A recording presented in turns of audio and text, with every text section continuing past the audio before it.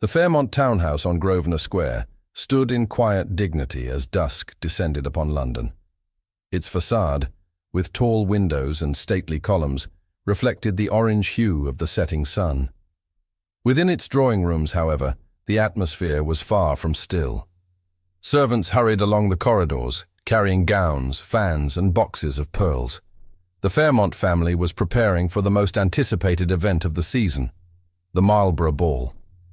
For Lady Juliet, the eldest daughter, the evening promised more than an evening of dancing. It was the night she had been waiting for, the night her parents believed would change her destiny.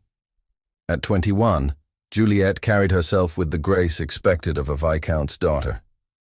Years of careful instruction had prepared her for this very stage. Tutors had honed her French and Italian, music masters had shaped her touch upon the pianoforte, and dance instructors had trained her steps until they seemed as natural as breathing. Her beauty was often praised in the parlours of London, hair dark as polished ebony, skin fair and luminous, and eyes of a blue that mirrored the midsummer sky. Yet it was not her beauty alone that drew admiration. She possessed a softness of manner, a warmth that lent sincerity to every smile and made her presence difficult to ignore. Her mother, the Viscountess Fairmont, supervised the final preparations with relentless attention. She adjusted the folds of Juliet's gown, a creation of pale blue silk embroidered with delicate silver threads. The bodice, fitted and elegant, displayed the fine craftsmanship that only the best modistes of Bond Street could provide. Pearls rested upon Juliet's neck, their luster chosen to echo the modest purity expected of a young woman of her station. Her hair was arranged with care, powdered only lightly, allowing its natural shade to shine through, crowned by a small spray of white blossoms. "You look every inch the Duchess you are meant to be," her mother said, her voice firm, more command than compliment. She glanced toward the mirror, ensuring her daughter absorbed the weight of those words. Juliet lowered her gaze, her heart fluttering beneath the silken fabric. To be called Duchess was not merely a dream, it was the goal her family had set before her. The Duke of Ravenscroft was said to have noticed her in previous assemblies, and tonight, before the eyes of London's most illustrious families, he was expected to make his intentions clear. The Viscount himself appeared at the doorway, his presence more reserved but no less imposing. He observed his daughter silently for a moment, then gave a single approving nod. He knew the value of this night. To see his daughter raised to the rank of Duchess would not only secure her future, but elevate the family's standing for generations. Behind his calm exterior, he carried the weight of expectation. Juliet felt it keenly, though she did not speak of it. Instead, she pressed her gloved hands together to steady their trembling. The carriage ride to the Marlborough residence passed in a blur of anticipation. The city's streets were alive with movement. Lanterns glimmered along the cobblestones, carriages rattled past, and the sound of hooves echoed against the stone facades of townhouses. Inside the Fairmont carriage, the silence was taut, broken only by her mother's brief instructions on posture and composure. Juliet kept her eyes fixed upon the passing lamps, their light flickering across her pale features. She could not deny the swell of excitement rising within her chest. To dance with the Duke, to hear him speak, to feel the acknowledgement of the crowd. It was all she had envisioned in her quiet moments of longing. When they arrived, the Marlborough mansion glittered with light. Torches burned brightly along the grand entrance, while the sound of violins drifted from within. A stream of carriages deposited lords and ladies clad in satin, brocade and jewels. Juliet descended from her carriage, her gloved hand resting lightly upon her father's arm. The grandeur of the evening pressed upon her senses. The crush of gowns, the perfume mingling with candle wax, the gleam of diamonds against silk. Inside, the ballroom unfolded like a vision. Chandeliers, heavy with crystal, spilled their radiance across gilded ceilings. The polished floor reflected the twirling dancers, and the air hummed with conversation, laughter, and the steady rhythm of the musicians. Footmen moved with precision, offering wine and ices upon silver trays. The very height of London society had gathered, Each face turned toward the other in a dance of ambition and rivalry. Juliet stepped into this sea of light with an elegance that belied the storm within her. She was keenly aware of the eyes that followed her entrance, measuring her, weighing her worth. Yet she carried herself with calm, her chin lifted, her smile composed. She had learned long ago that the smallest falter could spark whispers, and whispers could ignite into scandal. Tonight, there must be no misstep. As she moved among the guests, exchanging greetings and curtsies, her thoughts circled around a single figure, the Duke of Ravenscroft. He was the subject of endless talk in drawing rooms across London. His wealth, his lineage, his influence in Parliament, these were matters well known. But it was his presence that commanded fascination. Some called him aloof, others proud, yet all agreed that his gaze could unsettle even the most assured of women. Juliet had glimpsed him only briefly in past assemblies.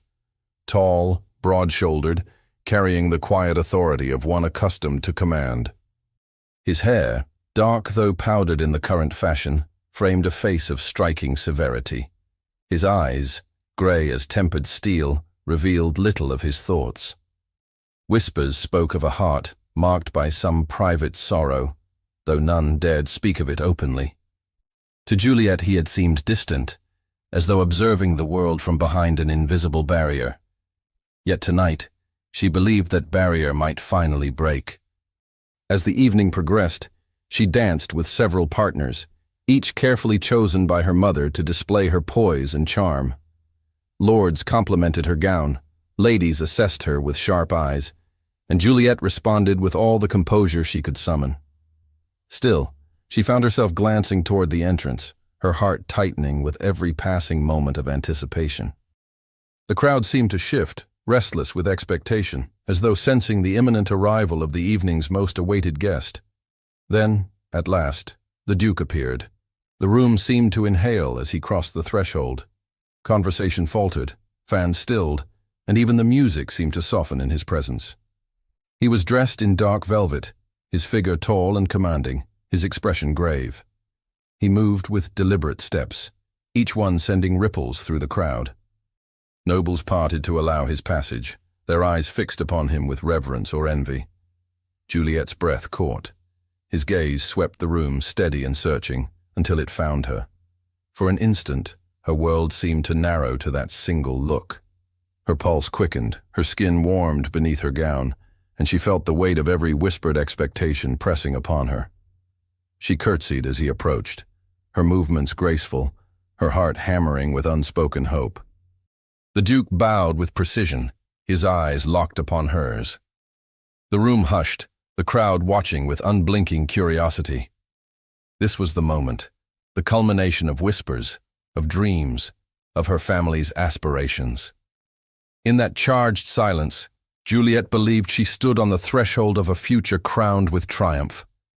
But as he straightened, the Duke's face remained unreadable.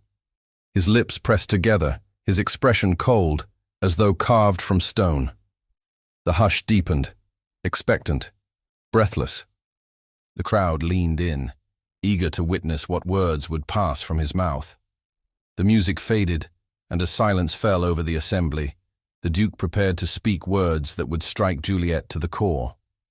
The hush inside the Marlborough ballroom grew so profound that the faint crackle of candle flames could be heard above the stillness.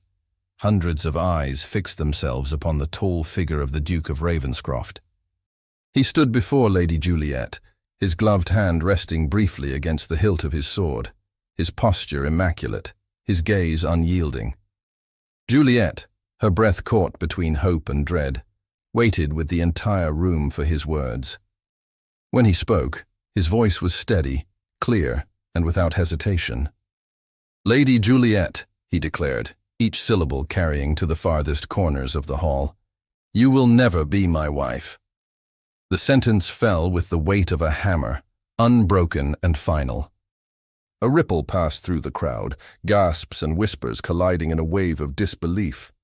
Fans snapped open, men muttered to one another, and heads turned to capture every detail of the scandal unfolding in their midst. Juliet stood rooted to the polished floor, Her lips parted, but no words emerged.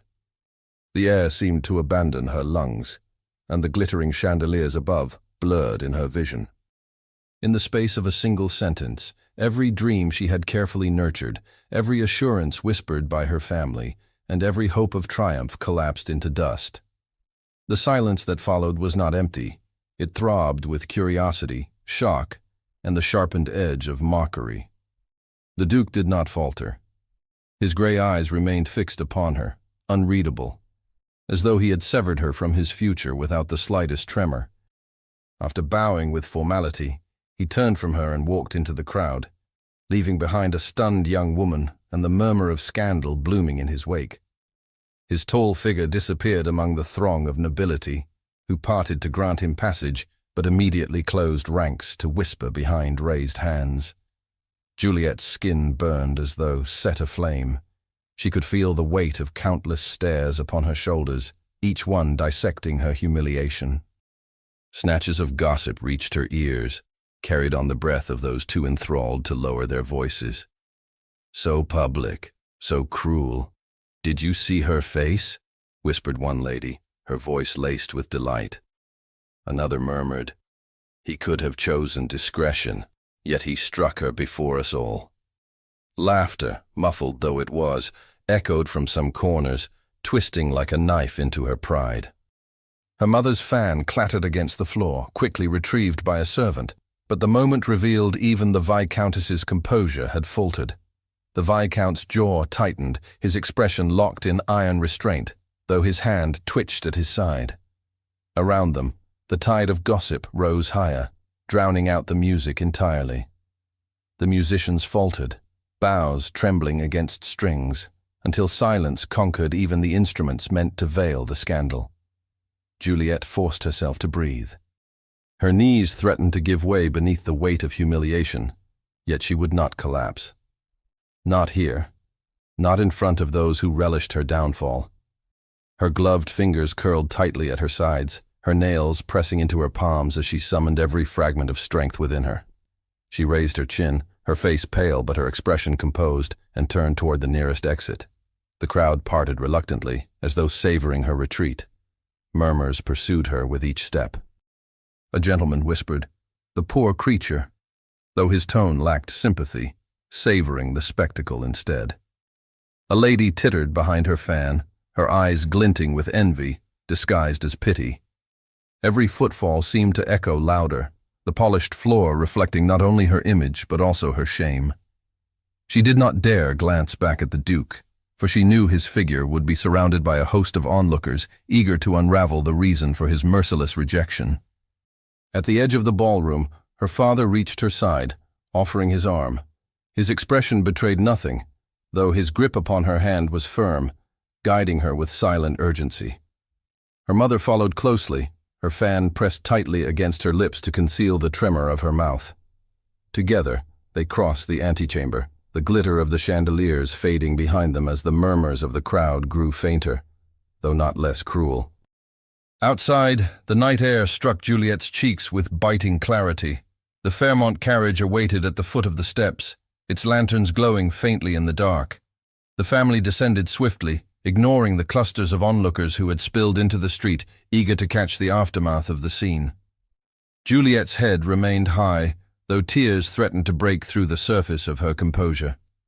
She entered the carriage first, sinking against the cushions as though the fabric alone could shield her from the memory of the ballroom. Her father joined, his silence heavy with unspoken rage, while her mother's face was pale beneath her powdered hair. The carriage door closed, and the vehicle lurched forward, its wheels rattling over the cobblestones. Yet even within the confined space, the echoes of gossip clung to them, as if the whispers had followed into the dark. Juliet pressed her gloves against her lips, struggling to steady her breath. The image of the Duke's face, cold, resolute, unflinching, seared itself into her mind. His words reverberated with cruel clarity. Never, never her wife. The repetition beat against her thoughts, drowning all else. She recalled the anticipation that had lit her heart only moments before, the hope that had lifted her steps as she entered the hall, and the brutal swiftness with which it had been crushed. Her mother finally broke the silence, her voice strained, low but edged with sharpness. "We must not be seen again until this matter is managed. The Marlboroughs will have already spread the tale. Every household in London will know by dawn." The Viscount gave no reply, his gaze fixed on the dark street beyond the window. His jaw clenched in silence. Juliet could not answer either. To speak would be to shatter what little remained of her composure. The carriage rattled on, its lanterns casting fleeting shadows against the high walls of Mayfair houses. Juliet leaned her head against the seat back, her vision blurred by unshed tears. Her gloves, once symbols of elegance, now felt like shackles pressing against trembling hands. Each jolt of the carriage brought with it a fresh wave of despair, as though the very motion carried her further from the life she had believed awaited her. When the carriage finally turned into Grosvenor Square, the sight of her home did not bring comfort. Instead, it stood like a witness to her shame, the tall windows reflecting the faint moonlight, as if recording her return in disgrace. Servants hurried forward with lanterns, their eyes lowered yet flickering with curiosity. They had heard or would soon hear of what had transpired. The humiliation had not ended within the ballroom. It would haunt every corridor, every parlor, every whisper exchanged beneath her own roof. Juliet allowed herself to be led inside. The familiar hallway stretched before her, its polished floors and portraits now suffocating reminders of the expectations she had carried. Her feet felt heavy, her gown a burden of silk that mocked her with its beauty. She could hear her sisters stirring upstairs, perhaps awakened by the noise of the carriage, perhaps waiting to question her triumph. Their excitement would soon turn to shock when the truth emerged. She ascended the staircase slowly, each step echoing louder in the silence of the house. At the top, she paused, clutching the banister to steady herself. The weight of her family's future, the loss of her own dignity, and the crushing certainty of gossip pressed upon her with unbearable force. For the first time that evening, her composure faltered. Tears welled in her eyes, slipping down her cheeks, despite her desperate attempt to hold them back. Behind her, her mother's voice reached her in a whisper meant only for her ears. "We shall endure this, Juliet. But you must be strong. Tomorrow, you will face the world again." Juliet did not answer. She gathered her skirts and turned toward her chamber, her tears falling silently onto the silk. She longed only for solitude, for the safety of her room, where she might collapse without the gaze of society upon her. The door closed behind her with a dull thud, shutting out the murmurs of her parents below. Alone in the darkness of her chamber, she removed her gloves with trembling fingers and pressed her face into them, muffling her sobs. The candles upon her dressing table flickered weakly, casting shadows across the room. The humiliation, the whispers, the merciless gaze of the crowd, all pressed upon her like a nightmare that refused to dissolve. By the time she rose and crossed the room to close the curtains, her tears had soaked through the fine fabric of her gloves. She leaned against the window, her forehead resting upon the cool glass, staring into the dark square below. The sound of laughter still echoed in her ears, though it came only from memory. The night stretched before her, merciless and unending. She knew that dawn would not bring peace but the cruel certainty of gossip spreading across London. Every parlor, every breakfast table, every gathering would carry her humiliation as its subject. The weight of that knowledge pressed against her chest until she could scarcely breathe. And as she stood in the silence of her chamber, her cheeks wet with tears, the door creaked softly behind her, and someone stepped into the room. The faint creak of the door drew Juliet from her daze by the window. Her breath caught as she turned, half expecting her mother's stern figure or her father's measured reproach. But no one entered at once. The candlelight flickered against the polished wood as the door eased open further, spilling a shaft of dim light from the corridor into her chamber. Her heart pounded. The evening's humiliation still clung to her skin like a shroud, and she had prayed for solitude. Instead, the silence of her room fractured, and the awareness that she was no longer alone pressed down on her. She clutched the folds of her gown at her waist, her tears still fresh upon her cheeks, unsure if she wished to face anyone, even family. A servant's discreet shadow passed in the hall, but no one entered. The door settled slightly ajar, leaving Juliet staring at it in tense anticipation. For a long moment she did not move, only listened to the faint crackle of her candles.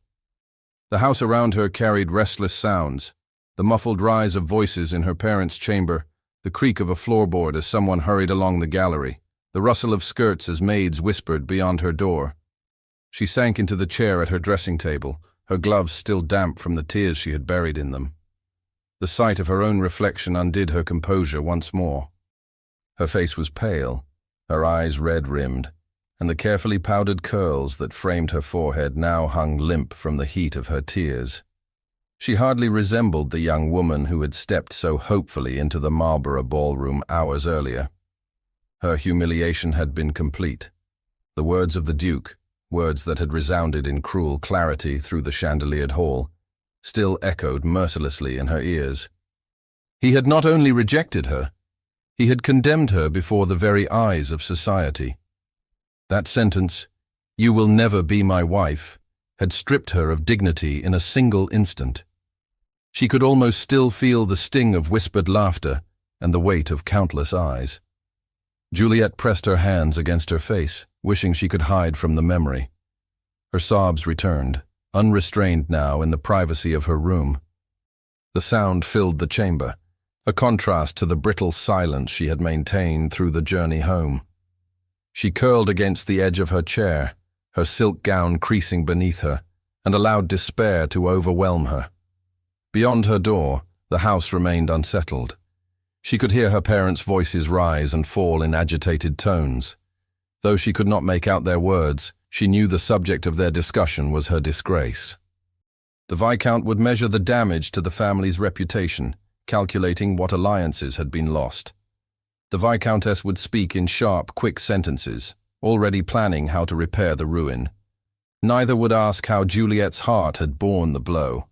The servants, too, would not be silent. Already she imagined the maids whispering in the kitchens, the footmen exchanging knowing glances as they tended to the household's needs. They would carry the tale to neighbors, to market stalls, to anyone who would listen. By morning, her humiliation would not belong only to the nobility, but to every voice in London willing to repeat the story. She rose suddenly, her steps unsteady, and crossed the room to the window once more. She tore the curtains closed, shutting out the moonlight and the sight of Grosvenor Square below. Yet even with the heavy fabric drawn, the night did not protect her. Shadows pressed against her, and the silence of the chamber seemed to echo with voices of ridicule. Juliet staggered back to the edge of her bed, collapsing upon its embroidered coverlet. The lace of her sleeves tangled as she buried her face in the pillows, muffling her sobs. Her shoulders shook with the force of her grief.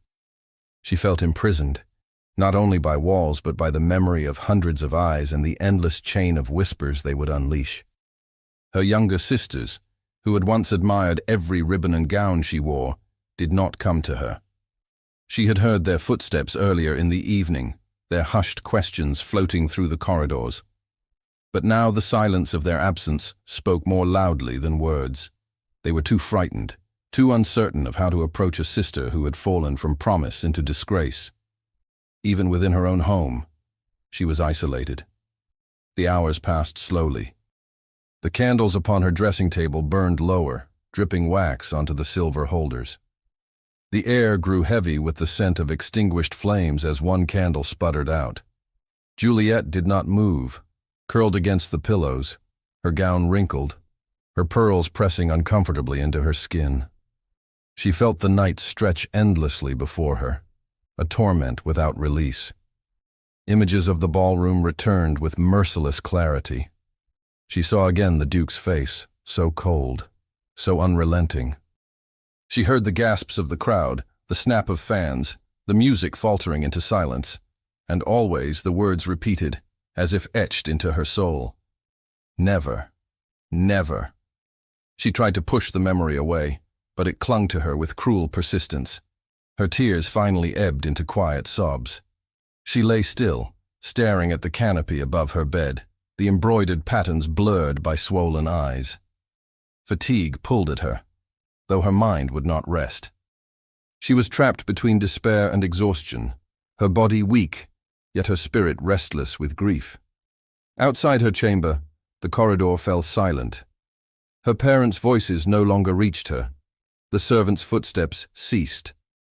The household, it seemed, had surrendered to sleep at last, though sleep offered Juliet no refuge. She felt more alone than she had ever known.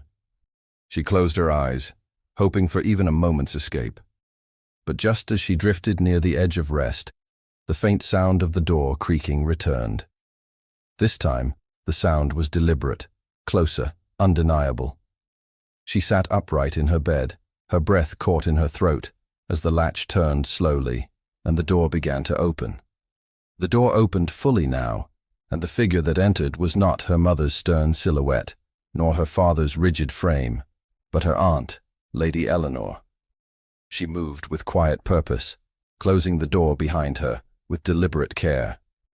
The candlelight caught the silver of her hair beneath a simple lace cap, and the lines on her face spoke of years lived with both sorrow and endurance.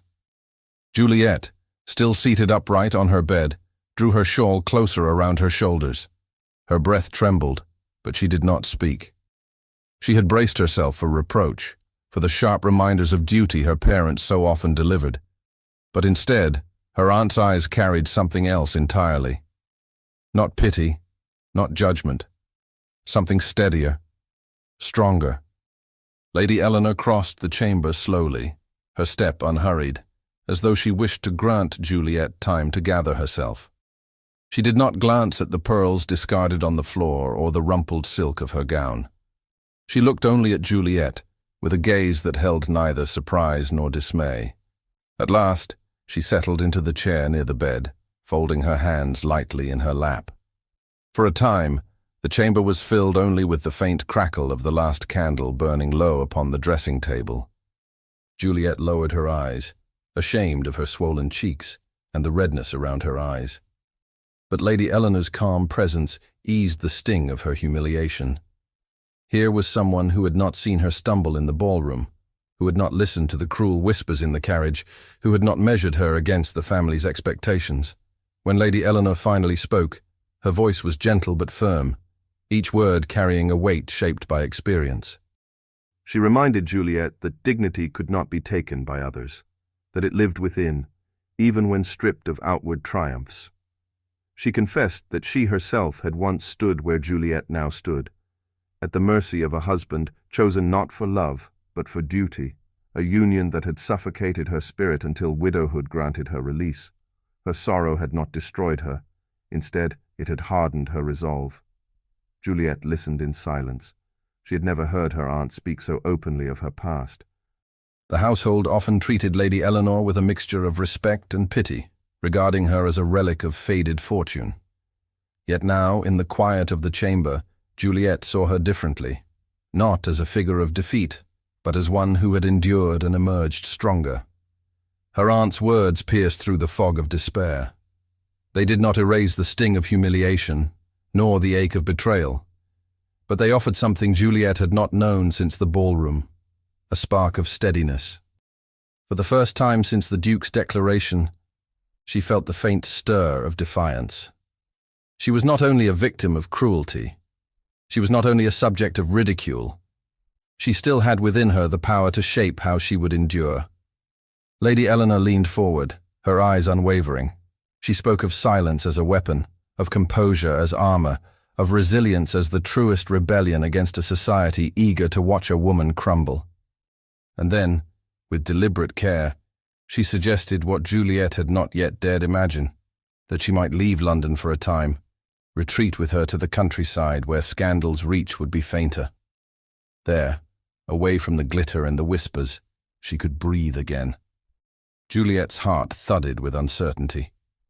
To leave meant admitting defeat, yet to stay meant enduring the unrelenting gaze of a city that thrived on scandal. The thought of escape brought a strange relief, though it frightened her too. Still, As she looked into her aunt's steady face, she felt a glimmer of hope flicker through the ashes of her despair. The chamber grew still once more. The last candle sputtered, throwing long shadows across the walls. Juliet drew in a breath, her hands loosening their desperate grip on the shawl. She did not yet know what path she would choose, but she knew she was no longer entirely alone. And then, before Juliet could speak, a knock sounded sharply against the door, breaking the fragile quiet of the moment. The knock echoed through the chamber, abrupt and insistent, startling Juliet where she sat upon the bed. Lady Eleanor turned her head, her expression calm, though her eyes sharpened with the awareness that the household had not yet surrendered to rest. The sound carried clearly through the silence of the night, each rap against the wood unsettling the fragile steadiness that had begun to settle over Juliet's heart. Lady Eleanor rose, smoothing her dark gown, and crossed to the door. She did not open it at once, but waited, her hand poised upon the latch. The knock came again, softer now, as though urgency had given way to hesitation. When the door finally parted, Juliet glimpsed the outline of a servant in the corridor, holding a sealed letter upon a tray. With a low bow, the man explained that the message had arrived moments earlier, delivered by hand. Eleanor accepted it with measured composure, her eyes narrowing slightly as she noted the seal. She dismissed the servant, then returned to Juliet, setting the letter upon the small writing desk by the window. The wax bore the crest of her father's household, the Fairmont insignia impressed deeply into the red. Juliet's hands trembled as she reached for it, uncertain of what further blow might await her in written words. She broke the seal carefully, the crack of wax echoing faintly in the chamber. The script within was unmistakably her father's, firm, deliberate strokes, each line precise. Juliet's eyes moved across the words, her breath quickening as the message unfolded. Her father informed her that a gentleman, Lord Pembroke, had already expressed interest in her hand. He was respectable, steady, and willing to overlook the unfortunate events of the ball. Her father urged her to receive him, to consider his proposal, and to view this as an opportunity to repair what had been lost. The letter trembled in her grasp. Juliet felt her heart sink with a heaviness different from the pain of the ballroom. This was not the sharp sting of humiliation, but the slow weight of resignation pressing upon her. Her father's words carried not the comfort of protection, but the command of duty. She knew what such encouragement meant: to secure the family's reputation, to silence gossip, to bury her disgrace beneath the respectable name of another. Lady Eleanor watched her silently, her hands folded at her waist. She did not intrude upon Juliet's reading, nor did she voice her opinion.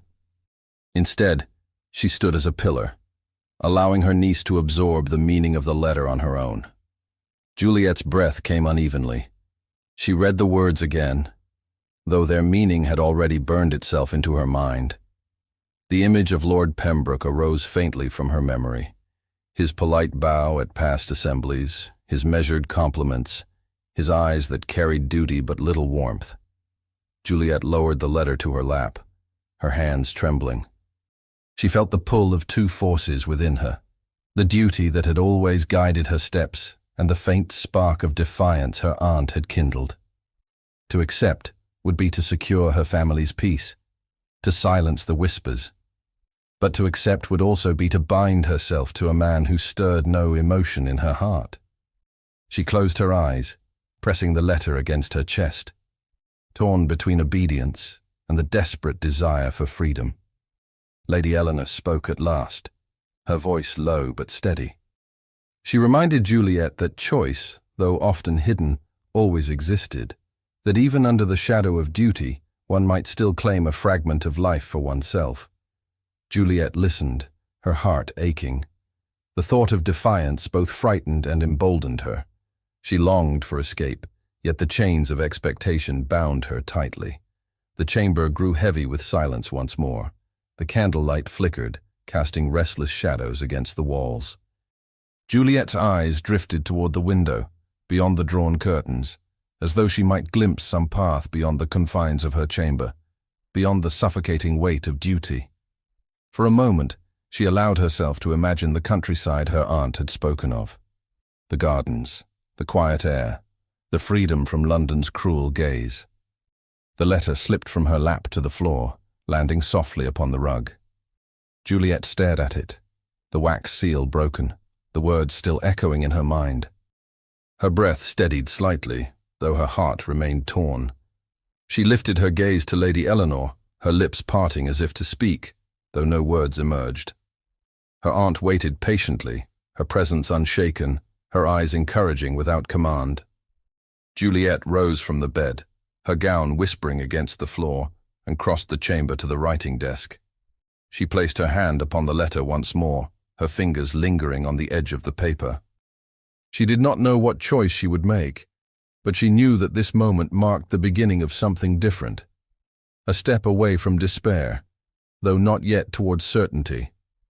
And then, from the courtyard below, the faint sound of carriage wheels reached the chamber, breaking the silence of the night and stilling Juliet where she stood. The sound of wheels upon the stones faded into the night, leaving Juliet standing motionless beside the writing desk. The broken letter lay beneath her hand, its words heavy in her mind, yet the distant echo of the carriage stirred her with an unease she could not name. Lady Eleanor, steady as ever, rested a hand upon her niece's shoulder, urging her to rest. At length, Juliet obeyed, retreating into the stillness of her bed, though sleep came only in fragments, interrupted by restless thoughts and the memory of humiliation. The following morning passed in a haze of quiet resolve. The household stirred cautiously, its servants subdued, its atmosphere heavy with the unspoken scandal. Juliet, determined to endure, descended to breakfast with her aunt, her parents already engaged in hushed discussion elsewhere. No mention was made of the letter, though its presence lingered between them. Lady Eleanor remained close, offering not words but steadiness, her company a quiet shield against despair. It was not long before a decision was reached. By the week's end, Juliet and her aunt departed London for the countryside, the carriage bearing them away from Grosvenor Square and the restless gaze of the city. The road stretched before them, lined with fields touched by the pale green of spring. Each mile carried Juliet further from the echoes of laughter beneath chandeliers, though not yet from the memory of them. She leaned against the window, watching hedgerows and distant cottages slip past, breathing the calmer air beyond the city's reach. The estate that welcomed them was no grand seat of nobility, but a place of quiet charm. Its gardens bloomed with lavender and roses, their fragrance soft in the mild air. Stone walls, weathered with time, enclosed paths shaded by ancient trees. Here, away from London, silence did not oppress but comforted. Lady Eleanor guided Juliet through the grounds upon their arrival, her step unhurried, her voice gentle, pointing out corners where one might sit in solitude, or walk in thought, or breathe freely beneath the open sky. The days that followed unfolded with a rhythm Juliet had not known in years. She woke to the sound of birdsong rather than carriages rattling over cobblestones. She walked among meadows where the grass brushed against her gown, the scent of earth mingling with the sweetness of wildflowers. In the evenings, she sat by the fireside with her aunt, the crackle of flames their only accompaniment, as she read or listened to the steady cadence of Eleanor's reflections. The sharpness of her grief softened, though it did not vanish. Lord Pembroke arrived one afternoon, his carriage rolling along the gravel drive with punctual dignity. He was, as Juliet remembered, polite, measured, his compliments precise and correct. He inquired after her health, praised the serenity of the countryside, and spoke of his admiration for her composure. His attentions were respectable, his presence steady, yet his gaze carried no warmth to stir her heart. Juliet received him with civility, her demeanor gracious, though within she felt only distance. He returned again, each visit reinforcing the nature of his intentions. He offered safety, the restoration of her family's dignity, and a shield against further whispers. His conversation, though earnest, fell flat against the hollowness within her. Each polite exchange reminded her of the path her father wished her to take. the path that led to stability but not to joy. She smiled, she listened, she answered, yet her spirit remained untouched. Unknown to Juliet, her presence in the countryside had not gone unnoticed. Word of her withdrawal spread quietly, reaching even the ears of the Duke of Ravenscroft. Though he made no move at once, the knowledge lingered with him, unsettling his nights, intruding upon his thoughts. He could not erase the image of her wounded face in the ballroom, nor the strength she had shown in her retreat. In his solitude, by the fire of his own manor, he wrestled with emotions he refused to name, yet could not deny. It was at a modest gathering in the village that Juliet's solitude fractured. The assembly room was lit with modest chandeliers, the air filled with the sound of fiddles and laughter. Lady Eleanor persuaded her to attend, reminding her that life required more than sorrow. Juliet entered with composed grace, her gown of ivory silk gleaming beneath the candlelight. Lord Pembroke accompanied her, attentive and watchful, though his presence weighed upon her rather than lifted. The evening unfolded in warmth and simplicity, far from the grandeur of London. Couples danced, neighbors conversed, and the air carried the scent of polished wood and fresh flowers. Juliet felt for a time a gentler ease, her composure steady, her smile unforced. Yet the atmosphere shifted as the doors opened and a figure entered whose presence silenced even the fiddlers. The Duke of Ravenscroft stood upon the threshold, tall and severe, his gaze sweeping the room until it found her. The music faltered, conversation stilled. Guests turned in hushed astonishment, their eyes darting between the Duke and the young woman he had so publicly spurned. Juliet's heart pounded, yet she forced herself to remain still, her chin high, her expression composed. Every eye waited for her collapse, her humiliation renewed. Instead, she stepped forward with measured calm, offering the Duke a curtsy as if nothing bound them but courtesy. Her poise unsettled him. For a brief instant, the mask of his pride cracked, and something unspoken flickered across his face. He bowed in return, his movements deliberate, his eyes lingering upon her longer than custom allowed. Around them, whispers surged like a restless tide. Lord Pembroke stiffened at her side, his gaze wary, his posture protective. The villagers watched with wide eyes, their small assembly transformed into the stage for a greater drama than any they had expected. The silence deepened. The fiddlers lowered their bows. The Duke remained before her, his hand slowly extending, a gesture of unspoken challenge and unyielding intent. The Duke's hand hovered in the space between them, steady, pale against the glow of the chandeliers. For a moment, the entire assembly seemed to lean forward, suspended between silence and revelation. Juliet felt the weight of every gaze pressing against her, the murmur of her own breath loud in her ears. Lord Pembroke shifted beside her, his lips parting as though to object, but he, too, was silenced by the gravity of the gesture. Juliet's heart thudded violently within her chest. She had not expected this, not here, not in the modest room filled with neighbors rather than nobles. Yet, she could not falter. With deliberate calm, she placed her gloved hand in the Duke's. The crowd gasped as the fiddlers lifted their bows once more, though the tune they played was hesitant, fractured by the astonishment of the room. He led her to the center of the floor, his touch firm yet trembling beneath its composure. They turned to face one another as the first notes filled the air, and together they began to move. Their steps were precise, restrained by custom, yet each touch of his hand against hers sent a tremor through her. Around them, the villagers whispered furiously, their eyes wide with disbelief. Juliet kept her chin high, her expression serene, though within she burned with a storm of confusion and unspoken memory. Lord Pembroke watched from the edge of the room, his posture rigid, his jaw set. His eyes followed Juliet with a mixture of protectiveness and alarm, for he could not ignore the undercurrent between her and the Duke.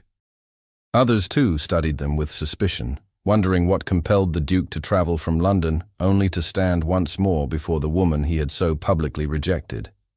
The music quickened, and with it the intensity of the whispers. Juliet felt the weight of scandal already taking shape in the minds of the guests. She knew that by tomorrow the tale would travel beyond the village, twisting and growing with every repetition. Yet even as the shadow of gossip gathered, she found strength in her composure. She no longer trembled before the crowd. Her humiliation at the Marlborough ball had burned away her innocence. What remained was steadier, more resilient. When the dance ended, the silence that followed was more deafening than the music. The Duke bowed low before her, his face grave, his eyes fixed upon hers with an intensity that unsettled her composure. He released her hand slowly, as though reluctant to let it go. Then he stepped back, his gaze still lingering as the crowd erupted into murmurs once again. Juliet inclined her head in acknowledgement, her movements measured and precise. She turned away from him without faltering, returning to her aunt's side with dignity intact. Lord Pembroke approached swiftly, offering his arm, his expression taut with suppressed words. She accepted his escort, though her thoughts remained tangled, her heart unsettled. The evening concluded in unease. The guests dispersed in hurried groups, eager to carry news of what they had witnessed. The fiddlers packed away their instruments in silence, their eyes darting between one another as though uncertain of what storm they had played witness to. Lady Eleanor guided Juliet firmly from the room, her presence once more a shield. Lord Pembroke followed, his step heavy, his expression stormy. In the carriage that bore them home, silence reigned. Pembroke sat rigidly across from Juliet, his hands clasped tightly upon his knee. His eyes, when they met hers, carried questions he did not voice. Lady Eleanor remained between them, her gaze fixed upon the passing dark outside the window. Juliet sat still, her gloves folded in her lap, her mind replaying the dance in relentless fragments, the Duke's hand, the crack in his composure, the intensity of his gaze. When they reached the estate, Pembroke bid them good night with stiff formality. His bow to Juliet was deeper than custom demanded, though his face betrayed a turmoil he did not conceal. She curtsied in return, offering him only the courtesy required. He departed, his carriage wheels grinding against the gravel with the sound of restrained anger. Within the house, Juliet lingered in the hall, her pulse still racing. The servants moved quietly, avoiding her eyes, though she knew they too had heard of what transpired at the assembly. Lady Eleanor touched her arm gently, guiding her toward the stairs without a word. The silence between them was not empty. It was filled with the gravity of all that had passed. That night, Juliet lay awake long after the household had surrendered to sleep. The image of the Duke remained before her eyes, his hand extended, his face unguarded, his bow at the end of the dance. She pressed her hands together against her chest, her breath shallow with the memory. She could not name what she had seen in his eyes, nor what it stirred within her, but she knew that nothing was as it had been before. In the days that followed, the consequences unfolded swiftly. Rumors traveled through the village, swelling with each telling. By the week's end, whispers had returned to London. The Duke had danced with Lady Juliet, the very woman he had once rejected. Some said she had pursued him, others that he had chased her into exile. The truth mattered little. The scandal was irresistible. Lord Pembroke became more insistent in his attentions. He visited often, his conversation firm with the language of duty and honor. He spoke of protection, of stability, of shielding her from the cruelties of society. His words were not unkind, yet they pressed against her spirit like a tightening snare. She felt the weight of expectation in every glance, in every carefully measured phrase. Meanwhile, the Duke lingered near. Though he made no open declarations, his presence was felt. Juliet saw him at a distance, on horseback near the village, in the churchyard at Sunday service, on the road as her carriage passed. Each time, his eyes sought hers, steady, searching, filled with a torment he could not conceal. She turned away with dignity, yet within her heart she trembled. Society's judgment grew louder.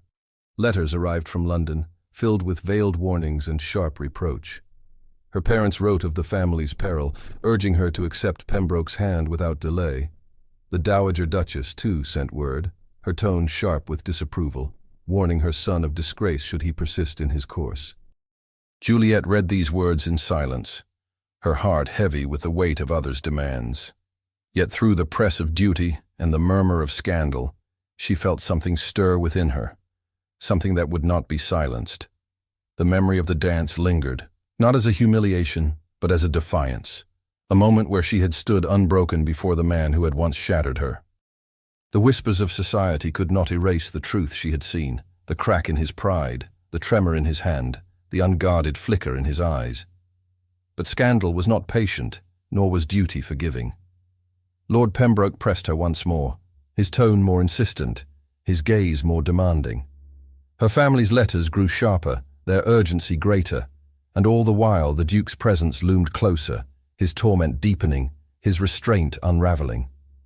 At last, word arrived of another grand ball in London, an event certain to draw every noble eye, certain to revive every whisper. Lady Eleanor spoke of it in quiet tones, warning of the storm it might bring. Juliet listened, her heart pounding, knowing that the stage was being set once more, and that she would soon stand again before both the crowd and the Duke. And as the night of the ball drew near, the weight of scandal pressed heavier, the chains of duty tighter, until the air itself seemed to tremble with the promise of a reckoning soon to come. The grand ball in London unfolded with splendor, its chandeliers blazing as if determined to outshine the whispers that filled the air. The vast hall, lined with gilt mirrors and marble columns, swelled with the finest of society, every guest dressed in silks and jewels that glittered beneath the countless candles. Musicians played with precision, though their music seemed only to underscore the charged anticipation that had settled over the gathering. Lady Juliet entered at her aunt's side, her gown simple compared to the excess of the evening, yet its cream silk and modest pearl adornments gave her a radiance that drew every gaze. The hush that spread at her arrival was unmistakable. She had been humiliated once in such a hall. She had been whispered about, mocked, and dismissed. Yet here she was again, her chin lifted, her step measured, her composure unbroken. The courage of her presence unsettled the crowd even before she spoke a word. Lord Pembroke walked beside her, his posture stiff with determination. His arm was offered, and Juliet rested her hand lightly upon it, though her eyes did not seek his. He bore her toward the throng of nobles who watched intently, some with pity, others with the keen delight of those hungry for scandal. A murmur rose like the rustle of wind through trees, growing louder as more faces turned to follow their progress across the hall. Then the room shifted. The double doors opened, and the Duke of Ravenscroft entered. The atmosphere hardened into silence, broken only by the faint gasp of a lady near the musicians. He strode with unyielding purpose, his dark velvet coat catching the light, his pale face more severe than ever. His presence drew every eye, his reputation commanding attention even before his expression revealed the storm within him. The crowd seemed to part instinctively, allowing him passage, though no one moved without first casting a glance toward Juliet.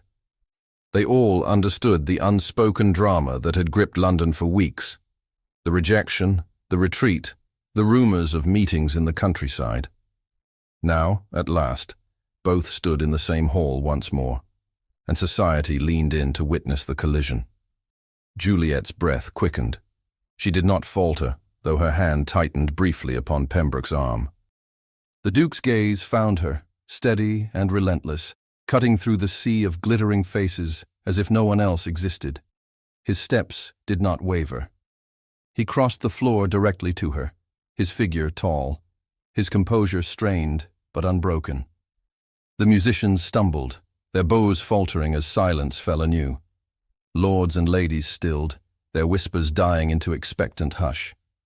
Juliet felt her pulse hammer in her throat, yet she forced herself to remain calm, her face serene, her eyes lifted. She had stood in this place once before, shattered by his cruelty. Tonight, she vowed she would not break. The Duke reached her. He bowed deeply, his voice low but clear enough to carry through the hush.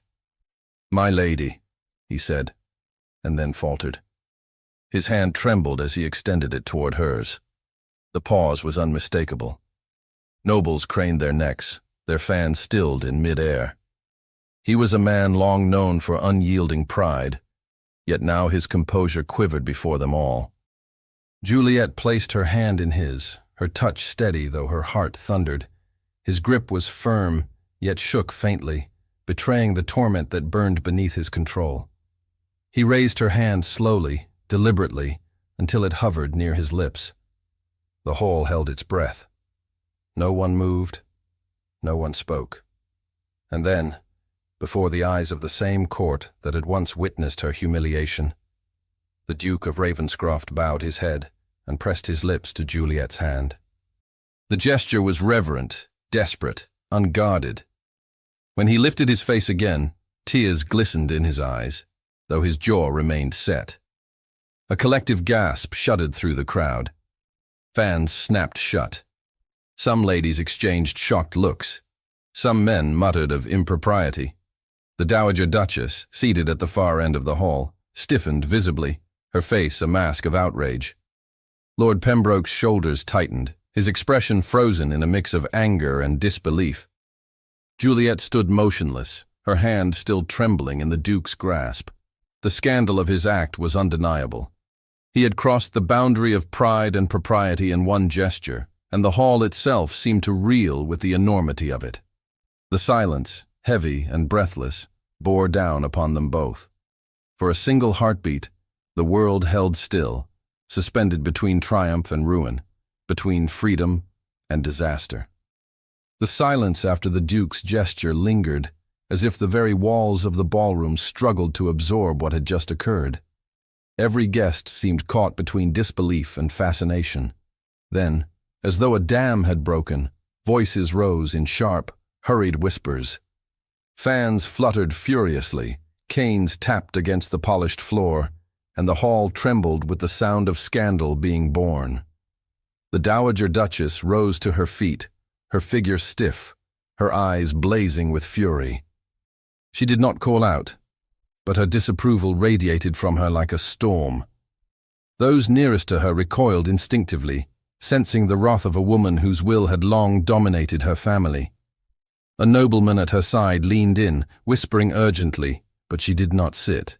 Her gaze remained fixed upon her son, her lips pressed into a line of steel. Lord Pembroke released Juliet's arm and stepped back, his posture rigid. His face betrayed the conflict raging within him, humiliation, wounded pride, and the sting of being overshadowed so openly. He bowed stiffly, more to contain his own anger than to show respect, and turned away. Without a word he crossed the floor, disappearing into the crowd, leaving Juliet standing before the Duke in full view of society's scrutiny. Juliet did not move. Her hand trembled faintly in the Duke's grasp, but her eyes remained steady. She saw the torment in his face, the vulnerability he had struggled so long to conceal. For the first time, the cold mask he had worn in every past encounter was gone. Before her stood not the untouchable Duke of Ravenscroft, but a man undone by the truth of his own heart. Around them, the whispers sharpened. "Disgraceful," hissed one lady, snapping her fan shut. "Madness," muttered a gentleman, tugging at his cravat. Yet not all voices condemned. Some murmured of bravery, of passion, breaking through the chains of duty. The assembly was divided, scandal spilling into every corner, yet Juliet heard none of it clearly. Her focus remained fixed upon the man before her, his tears still glistening beneath the light of the chandeliers. The musicians, uncertain, had lowered their bows and waited in silence. The dancers who had once filled the floor stood frozen, their gowns and coats a tableau of astonishment. Servants at the edge of the hall held their trays motionless, their eyes wide, knowing the tale they would carry beyond these walls would outlive the night. The Duke did not release her hand. His breath came unevenly, but his posture was firm, as though he had resolved that no force of society, not even his mother's fury, could undo what he had done. Juliet, her heart racing, realized that in this moment he had chosen her, not in words, but in an act that defied the very rules that bound them both. The Dowager Duchess swept from the hall, her departure as sharp as her presence had been. The rustle of her silks trailed behind her like the crack of a whip, leaving a silence more damning than words. The nobles nearest the doors followed quickly, their curiosity giving way to fear of being caught in the heart of such a storm. Yet others lingered, eager to see the aftermath of a scandal that would dominate every drawing room and parlour in London by morning. Juliet drew her hand back gently, not in rejection, but to steady herself. She inclined her head, acknowledging the Duke's bow with a composure that astonished even herself.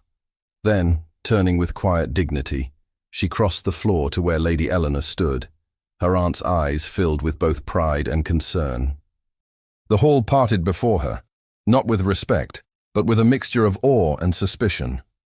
Lady Eleanor took her niece's arm firmly, guiding her toward the antechamber. The Duke remained behind, his figure tall and unyielding amid the sea of startled faces. His declaration had been made, not in words but in an action no one could deny. He had bound his name to hers, and in so doing, had set into motion a tide neither could fully control. The antechamber was cooler, quieter, though the muffled hum of voices from the ballroom carried through the doors. Juliet leaned against a column, her breath shallow, her mind struggling to absorb what had unfolded.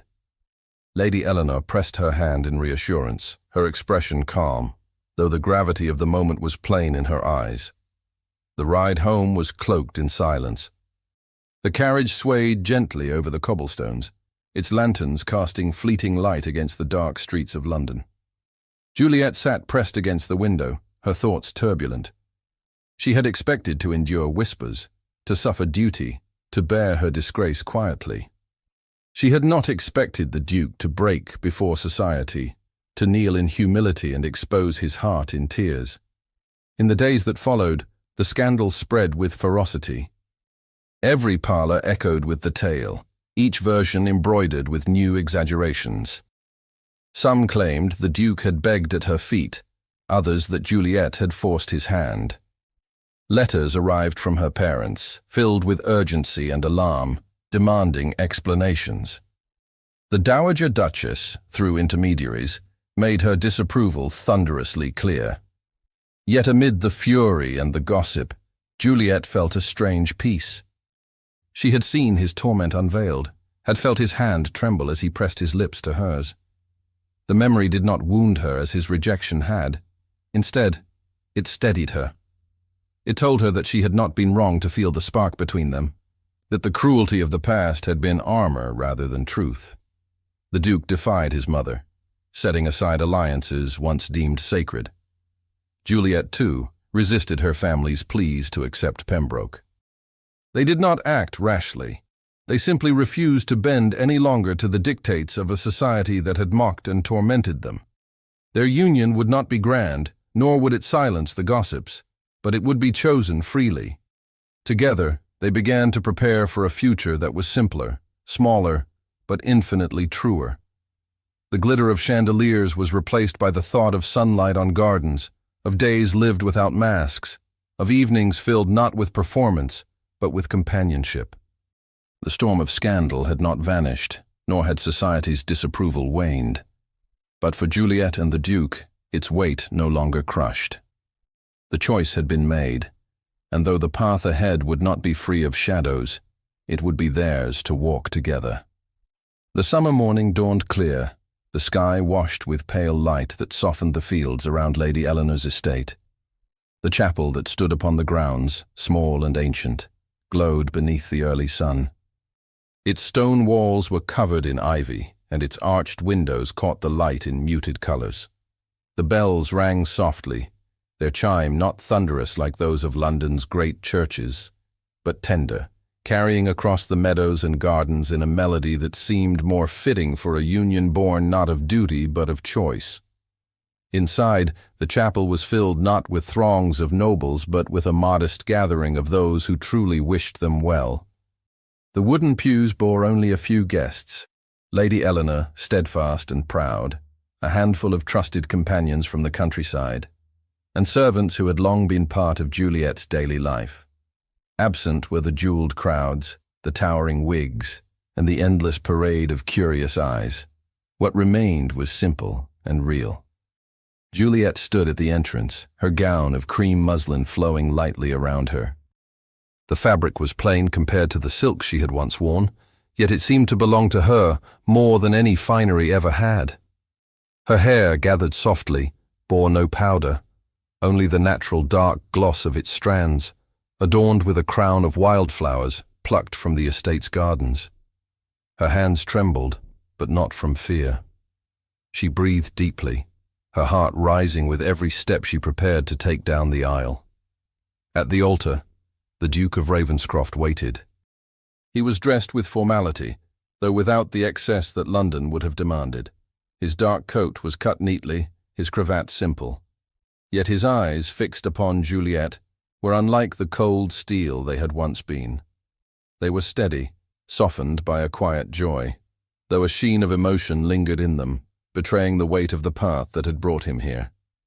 The air inside the chapel was hushed, filled with the scent of lilies and roses arranged along the altar. As Juliet began her slow walk down the aisle, the wooden floor creaked beneath her steps, each sound measured and certain. She did not think of the whispers that still swirled in London, nor of the fury of the Dowager Duchess, nor of the alliances abandoned. She thought only of the man who stood waiting, who had once shattered her heart and had since laid bare his own in a gesture that defied the world. When she reached him, he extended his hand. She placed hers into it, and together they turned toward the clergyman. His voice rose in calm authority, reciting the vows that bound them not by arrangement nor by ambition, but by the promise of affection chosen freely. Juliet's voice trembled as she spoke her vows, but her eyes never wavered from the Duke's. When it was his turn, his voice faltered only once, breaking slightly as he swore his devotion. When the words were spoken and the blessing given, he drew her hand to his lips once more. This time there were no chandeliers, no court to witness with scorn or delight. There were only the few who loved them, the gentle light through the chapel windows, and the quiet dignity of a promise kept. He kissed her hand with reverence, then lifted her face and pressed his lips softly against hers. The kiss was tender, unhurried, filled with the weight of all that had been endured and the hope of what lay ahead. The chapel filled with warmth as the small gathering rose in quiet joy. Lady Eleanor's eyes glistened, her composure steady, but her pride unmistakable. The servants smiled openly, no longer needing to conceal their emotions behind lowered gazes. The bells outside rang once more, their chime brighter now, carrying into the air like an anthem of freedom. The couple emerged from the chapel into the sunlight. The garden stretched before them, filled with the fragrance of summer. The fields rolled into the distance, untamed by the rigid order of London squares. Children from the village, curious and eager, gathered at the gates, scattering petals as they passed. The simplicity of it moved Juliet more than any procession of carriages ever could. Hand in hand, they walked across the grass, their steps unhurried, their faces lifted toward the open sky. Juliet felt a lightness in her chest she had not known since before the Marlborough Ball. The memory of her humiliation no longer bound her.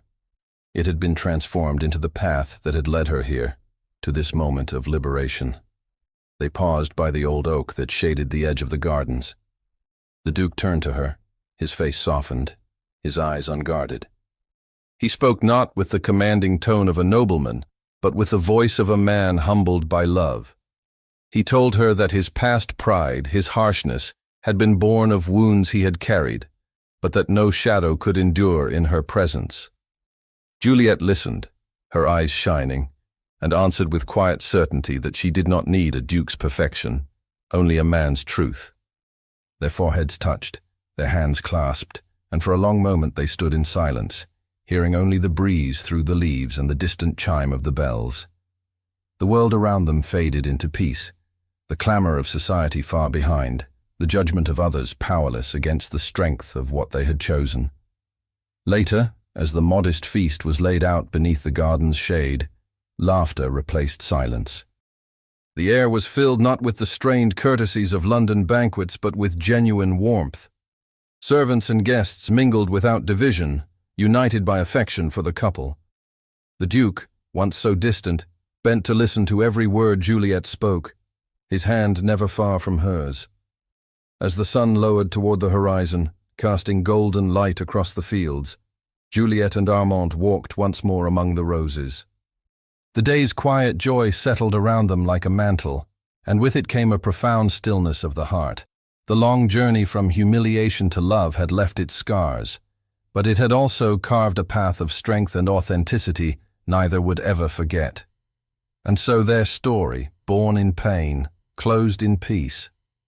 From the grandeur of chandeliers to the simplicity of a garden, they had discovered that true happiness lay not in society's approval, but in the courage to follow one's heart. The world beyond the estate would continue to whisper, to judge, to bind others in chains of duty. But within the circle of their union, those chains no longer reached. Dear listener, may their story remind us all that pride may falter, duty may wound, and voices may condemn. Yet love chosen freely can redeem even the deepest humiliation. To follow the truth of one's heart is to find a freedom greater than any title, a joy brighter than any chandelier, a peace stronger than any storm. Thank you so much for listening to this story all the way to the end. We hope it moved you as much as it moved us while telling it. We'd love to hear your thoughts. Leave us a comment telling us where you're listening from and what you liked the most. Rate this story from 0 to 10. What score would you give it? If you enjoyed this story, don't forget to subscribe to the channel and leave a like as a show of support. That really motivates us to keep creating and sharing more stories full of emotion and life lessons. And before we go, we want to remind you that an exciting and heartwarming story recommendation will appear on the final screen. If you'd like to enjoy it, just click on the video. Thank you once again for being here, and we'll see you in the next story.